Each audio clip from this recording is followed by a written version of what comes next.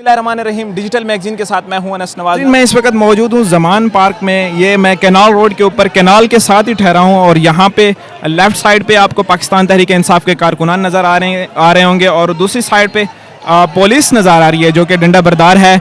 और ये एक रास्ता है बकिया पूरा लाहौर। मैं आपको बताता चलूँ ये पूरा लाहौर बंद है और यही एक रास्ता है जो जमान पार्क की तरफ जा रहा है।